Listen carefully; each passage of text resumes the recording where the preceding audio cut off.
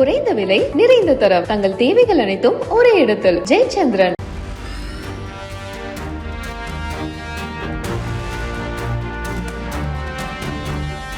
கிருஷ்ணகிரி மாவட்டத்தில் ஏடிஎம் இயந்திரத்தில் பணம் வெளியே வர பகுதியில் பச தடவி நூதன முறையில் கொள்ளையடிச்ச வடமாநில கும்பலை வங்கி ஊழியர்களே பிடிச்சு போலீஸில் ஒப்படைச்சிருக்காங்க.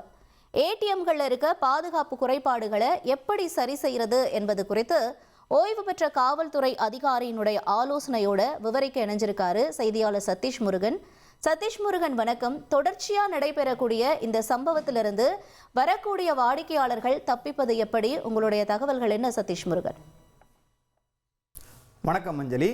கிருஷ்ணகிரி மாவட்டம் ஓசூரில் பார்ட் டைம் ஜாப் போல ஏடிஎம்களில் சிறு சிறு கொள்ளையில் ஈடுபட்ட அந்த வடமாநில கொள்ளையர்கள் என்பது ஏடிஎம் மெயின்டெனன்ஸ் பண்ணுற அந்த மெயின்டெனன்ஸ் என்று சொல்லக்கூடிய ஏடிஎம் இயந்திரங்களை பழுது நீக்கும் மற்றும் பணம் நிரப்பும் அந்த ஊழியர்களே வந்து பிடிச்சு ஒரு வாட்ஸ்அப் குரூப், அந்த ஊழியர்கள் வந்து வாட்ஸ்அப் குரூப் கிரியேட் பண்ணி இந்த வடமாநில கொள்ளையர்களை வந்து சுற்றி வளைத்து கைது செஞ்சுருக்காங்க, பிடிச்சி போலீஸ்கிட்ட ஒப்படைச்சிருக்காங்க. இது குறித்து தான் நம்ம இன்றைக்கி பிரிவாக பார்க்க இருக்கிறோம். குறிப்பாக சொன்னால் இந்த கிருஷ்ணகிரி பகுதியில் இருக்கக்கூடிய ஓசூர் பகுதியில் தான் இந்த கொள்ளை சம்பவம் என்பது நடைபெற்றிருக்கிறது. கிருஷ்ணகிரி மாவட்டம் ஓசூரில் இருக்கக்கூடிய ஒரு தனியார் ஏடிஎம் இயந்திரம் வந்து அடிக்கடி பழுதடைவதாக ஒரு புகார் வருது. இதனைத் தொடர்ந்து அந்த மிஷின் பழுது பார்க்கக்கூடிய அந்த நிறுவனத்தினுடைய ஊழியர்கள் அந்த பகுதிக்கு செல்லும்பொழுது ஏடிஎம் மிஷினில் சந்தேகிக்கும் வகையில் குறிப்பாக அந்த பணம் எடுக்கும் பகுதியில் வந்து மூடி இருப்பதை வந்து பார்க்குறாங்க. அங்கே ஒரு பிசுபிசுப்பான ஒரு சப்ஸ்டன்ஸ் இருக்கிறத பார்க்குறாங்க.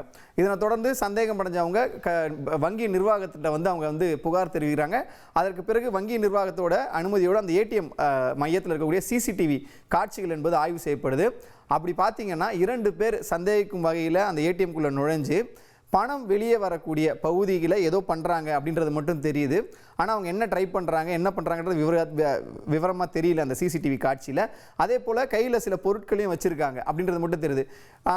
உடனடியாக வந்து வங்கி ஏடிஎம் அந்த பர்டிகுலர் அந்த மிஷினில் இருந்த பணம் ஏதாவது குறைஞ்சிருக்கா அப்படின்னு பார்த்தோம்னு சொன்னால் பெரிய அளவில் வந்து வித்தியாசம் இல்லை. பணம் அது தொடர்பான புகார்களும் வந்து அளிக்கப்படலை.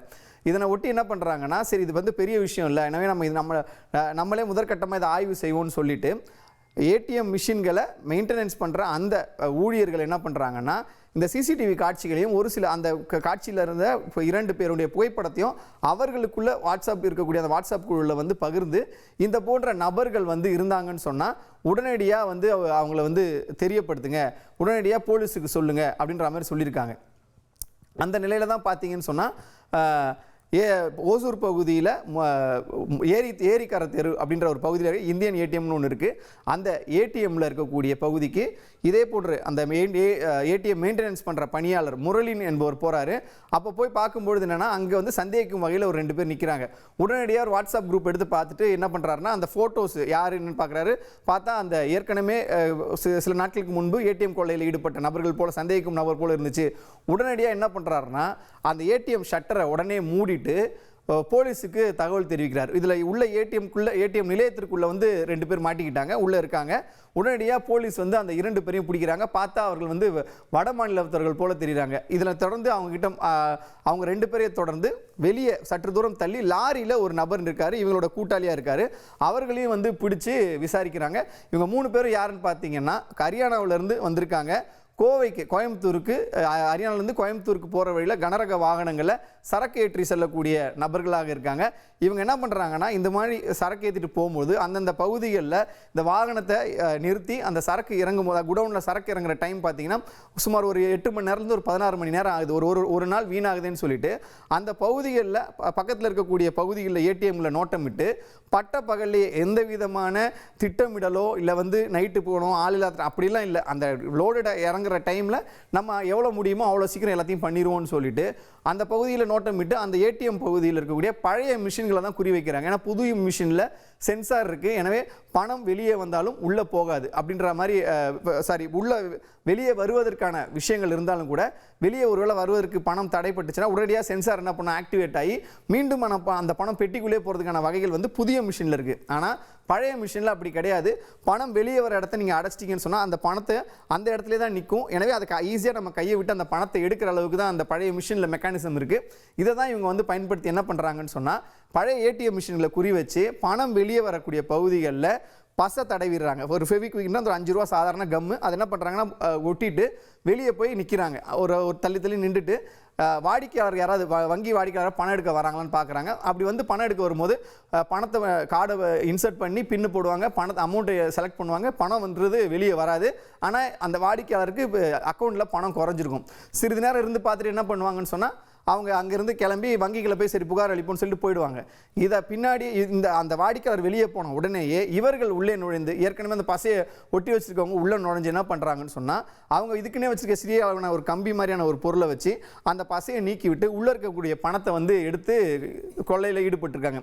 இதுதான் இவங்களோட அந்த மோடஸ் ஆப்பரண்டி என்று சொல்லக்கூடிய கொள்ளை செய்வதற்கான ஒரு வழியாக வகிச்சிருக்காங்க. இந்த மாதிரி ஈடுபட்டு பல்வேறு பகுதிகளில் இவங்க திருடியிருக்காங்க. இவங்க கிட்ட இருந்து பார்த்தீங்கன்னா 6 டம்மி ஏடிஎம் கார்டுகள், அதாவது சந்தேகமாக இருக்க ஏடிஎம்மில் பணம் எடுப்பது போல் நடிக்கிறது, அது போன்ற விஷயங்கள் பண்ணியிருக்காங்க. அதே போல் டம்மி ஏடிஎம் கார்டுகள் இல்லாமல் பல்வேறு பட்டப்பகல், அதை ஏற்கனவே சொன்னது போல் இவர்கள் வந்து புதிய விஷயத்தில் எப்போவுமே பட்டப்பகலில் தான் செய்கிறாங்க. யாருமே வந்து இரவு நேரம் அந்த மாதிரியான விஷயங்கள்லாம் வந்து எதையுமே செய்கிறது கிடையாது. அதனால தான் இந்த துணிகரமாக இவங்க செய்கிறத பார்த்துட்டு போலீஸ் வந்து விசாரிக்கும் போது இதை பற்றி எங்கேயாவது கற்றுக்கிட்டீங்களா, என்ன விஷயம் அப்படின்னு தெரியும் போது அப்படிலாம் எதுவும் இல்லைங்க, இந்த மாதிரி நாங்கள் போகும்போது அங்கே என்ன பணம் கிடைக்குதோ அதை வந்து நாங்கள் எங்கள் வயல் கை செலவுக்கு வச்சுக்குவோம், நான் மற்றபடி நாங்கள் வந்து திட்டமிட்டு திருடுறது அது மாதிரியான விஷயங்கள்லாம் எங்ககிட்ட கிடையாது. போனால் லம்பாக வந்துச்சுன்னா அது எங்கள் லக்கு, இல்லாட்டி இல்லை அப்படின்ற மாதிரி ரொம்ப கேஷுவலாக வந்து போலீஸ்கிட்ட இவங்க தெரிவித்தது வந்து பெரிய அதிர்ச்சி ஏற்படுத்தியிருக்கு. போகிற போக்கில் வந்து இவங்க வந்து இந்த திருட்டில் ஈடுபட்டிருக்குது என்பது ஒரு மிகப்பெரிய விஷயமா பார்க்கப்படுகிறது. அவர்களிடம் இருந்து ஒரு 1000 ரூபாய் பணம் மட்டுமே பறிமுதல் செய்யப்பட்டது. ஏன்னா பெரிய அளவில் அந்த பகுதிகளில் பணம் இல்லை அப்படின்னா. அதே போல் சில தினங்களாக இவங்க எங்கெங்கே பார்த்துருக்காங்க, இவங்க வர வழியில் எங்கெங்கே திருடிருக்காங்கன்னா அஞ்சட்டி, பேலத்தூர், அதே போன்று பேலகொண்டாப்பள்ளி, மத்திகிரி, ஓசூர் ஆகிய பகுதிகளில் இது போன்று பல்வேறு ஏடிஎம்களை இவங்க ட்ரை பண்ணியிருக்காங்க. ஆனால் பெரிய அளவில் பணம் இல்லை அப்படின்னு தெரிய வருது. இந்த நிலையில் தான் ஹரியானா மாநிலத்தை சேர்ந்த தாகிர் வயசு 31 இவரை அரெஸ்ட் பண்ணியிருக்காங்க. இவருடைய இன்னொரு கூட்டாளி ஆசம் என்பவரும் அரெஸ்ட் பண்ணப்பட்டிருக்காரு. லாரி ஓட்டுநர் முகமது சாத் என்பவரும், இவங்க 3 பேரையும் தான் இவங்க கைது செய்து பறிமுதல் பண்ணியிருக்காங்க. பல்வேறு விஷயங்கள், அதாவது லாரி பறிமுதல் செய்யப்பட்டிருக்கு, ஏடிஎம் கார்டு, பணம் பறிமுதல் செஞ்சுருக்காங்க. இவர்களை இந்த சிறையில் அடைத்த பிறகு இது போல கடந்த 3 மாதங்களுக்கு முன்பு சென்னையிலும் இதே போன்ற ஒரு மேற்கு வங்க நபர்கள் ஈடுபட்ட ஒரு கொள்ளை என்பது நடைபெற்றிருக்கிறது. ஆனால் இது வந்து போலி சாவி மூலமாக நடந்திருக்கு. அது பற்றியும் இந்த வங்கி ஏடிஎம்களில் இருக்கக்கூடிய பாதுகாப்பு குறைபாடுகளை எவ்வாறு சரி செய்வது என்பது குறித்து விரிவாக விவரிக்க இருக்கிறார் முன்னாள் காவல் அதிகாரி ராஜாராமன். அவர் என்ன சொல்றார் அவர்கிட்ட நம்ம கேட்போம். இதே மாதிரி இந்த பசை போட்டு ஒட்டி வைக்கிறாங்கல்ல, இதே மாதிரி ஒரு 3 மாதத்துக்கு முன்னாடி திருவான்மியூரில் இதே மாதிரி ஒரு சம்பவம் நடந்தது. அதில் எப்படின்னா எஸ்பிஐ ஏடிஎம், அது அந்த ஏடிஎம்மில் அந்த கேமராவை வாட்ச் பண்ணுறாங்க, எங்கேருந்து பாம்பேலேருந்து வாட்ச் பண்ணுறாங்க. வாட்ச் பண்ணி அவங்க தகவல் சொல்கிறாங்க, இந்த இதில் வந்து யாரோ மிஸ்யூஸ் பண்ணுறாங்க அப்படின்னு சொல்லிட்டு.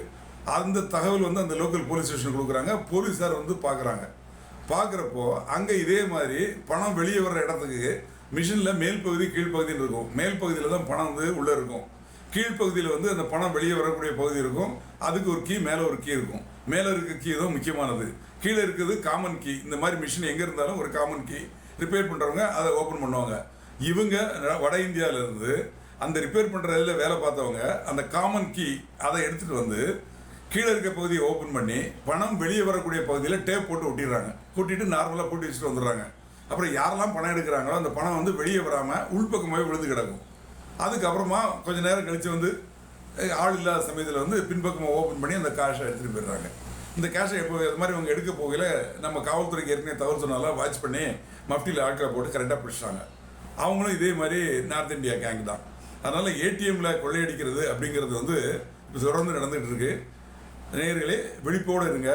ஏதாவது சந்தேகம் இருந்தால் காவல்துறையை கான்டாக்ட் பண்ணி சொல்லுங்கள். வங்கியை சேர்ந்தவர்களும் கேமரா வச்சுருக்கீங்க, அந்த கேமரா வச்சு என்ன புண்ணியம், அதை வாட்ச் பண்ணணும் இல்லையா? அதை டெய்லி என்ன ஃபுட்டேஜ் என்னென்ன இருக்குங்கிறத பார்க்கணும். பார்த்து அதுக்கு தகுந்த மாதிரி நடவடிக்கை எடுக்கணும். அதே மாதிரி காவல்துறையினர் அவங்க வந்து ரோந்து போகிறப்போ பகல்லையும் இரவு நேரங்கள்லையும் இந்த ஏடிஎம் மையங்களை அவங்க வந்து நிச்சயமாக கண்காணிக்கணும். கண்காணித்து சந்தேக நபர்கள் யார் இருந்தாலும் அவங்கள பிடிச்சி அவங்கள விசாரிக்கணும். இதை மாதிரி பண்ணாதான் அந்த மாதிரி குற்றங்கள் குறையும். கூகுள் பே, ஃபோன்பே போன்ற யூபிஐ பயன்பாடுகள் அதிகரித்த இந்த காலகட்டத்தில் ஏடிஎம்க்கு செல்வது நகரங்களில் குறைந்திருந்தாலும் கூட கிராமப்புறங்களில் இன்றளவுமே ஏடிஎம்களில் மாதாந்திர செலவிற்கு பணம் எடுப்பது என்பது தொடர்ந்து நடைபெற்று வருகிறது. எனவே இந்த ஏடிஎம் மையங்களுடைய பாதுகாப்பு என்பது அனைவருடைய கூட்டு பொறுப்பாக பார்க்கப்படுகிறது. வங்கி முதல் பொறுப்பை ஏற்றுக்கொள்ள வேண்டும். அதன் தொடர்ச்சியாக தான் சட்ட ஒழுங்கு பேணி காக்கக்கூடிய காவல்துறையினர், பொதுமக்களும் இதில் விழிப்புணர்வுடன் இருக்க வேண்டும் என்பதுதான் காவல்துறையினுடைய அறிவுரையாகவும் இருக்கிறது. அதே போன்று மற்ற வங்கித்துறை அதிகாரிகளும் இதே போன்று கருத்துக்களை தெரிவித்து வருகிறார்கள். தொடர்ந்து செய்திகளை வழங்க இணைகிறார் அஞ்சலி. உங்களுடைய விரிவான தகவல்களுக்கு நன்றி சதீஷ் முருகன்.